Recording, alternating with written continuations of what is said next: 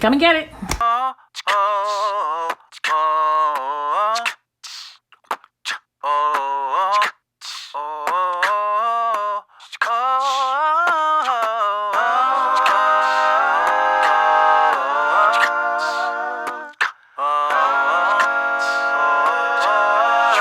Oh my Lord, give it to him. Captain and I are on a mission. When he has business to attend to, which happens a couple times a day, we take a walk around the block I grew up on. That's when I get some of my best thinking done, and because of that, it took me a little while to notice how much things on the block had changed. For one thing, there's the pavement. I mean, look at it. It looks like this because this is a private way, which means that they'd have to pay the city to repave it. The city won't do it unless 50% of the people who live here agree and commit to paying, so it doesn't seem like it's ever going to happen. Which I hope is not going to affect the sale price of my family's house.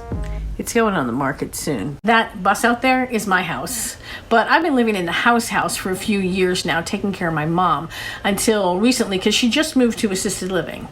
I'm still here, but my job now is just going through everything, sorting everything out, figuring out what to sell, what we're going to donate, what we're going to keep, so that we can put the house on market and get it sold.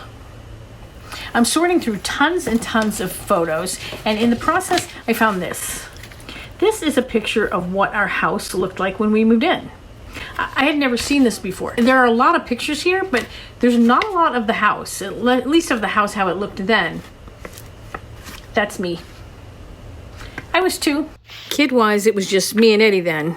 But that didn't really last long because pretty soon, Timmy joined the party.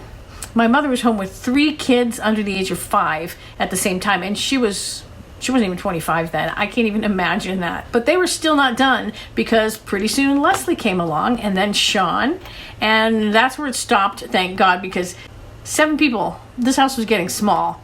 The first add-on made the kitchen bigger, but there was still only 1 bathroom for 7 people. The original size was, I think, like under 1,000 square feet.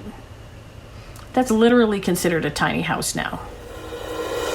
This one has this steep driveway on the front, and then it's got a huge garage tucked in underneath the house. All of them have driveways now. In the beginning, none of these houses had driveways. Everybody just parked on the street. All the houses in this neighborhood used to be the same size. This was one of those developments that popped up all the time in the 50s and 60s where all the houses are built by the same builder. They're all from the plans of the same architect. And maybe the floor plans are reversed in some of them, but basically the houses are all the same. When I was a kid, people started adding on an upper floor. I think this might have been the first. This one added an upper floor and a family room, and this one's got a staircase on the outside. And this one's got a lot going on. Then other types of additions started appearing, and people started modifying in different ways. Like this one, for example, it got longer and longer and longer, and then it got this in the back. I mean, that thing has, what do they call that? Like a widow's walk? No, it's like a bell tower almost with a horse on top. I think it's a pool house. They do have a pretty big pool. This was the pool we had when I was a kid. It's just one of those above ground round things. But we spent all day in it, literally. It was a big upgrade from the sprinkler. This is the family room, and this is where the pool used to be. Once we added this room, no more pool. Those houses down there, they just knocked the original house down and built a new one. And when they build a new one, they usually build one that's huge. They're single-family houses. To me, they look like they're the size of small apartment complexes. I'm not trying to make some kind of judgment or some kind of big statement on sticks and bricks. I'm really not. I have a whole bunch of things I plan to do to my bus as soon as my time frees up before I'm back to living in it full time. And some of it is practical and necessary, and some of it is just for looks or for fun. Maybe it's just human nature to want to upgrade, to add on. You see people turning buses into palaces. Like if you go on Instagram, you see so many people raising the roof, adding decks on top, putting in a copper bathtub. I'm not going that far, but I got a big list of improvement projects, and I don't think they're ever going to be done. Once I finish that list, I'll probably make another list.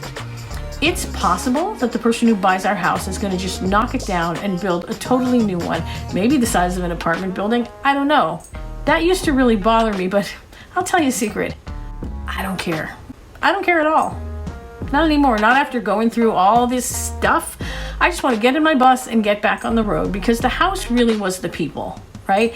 My dad passed away in 2017. My mom has a new home now. The rest of us are still around. We don't really need this house. We got what we wanted to get out of it. So it's time for the next person. They can put in a cathedral ceiling or build another story on it, or you can have your story in it if you want, because we had ours, and now we're moving on to the next chapter. Come and get it. Oh my Lord, give it to him.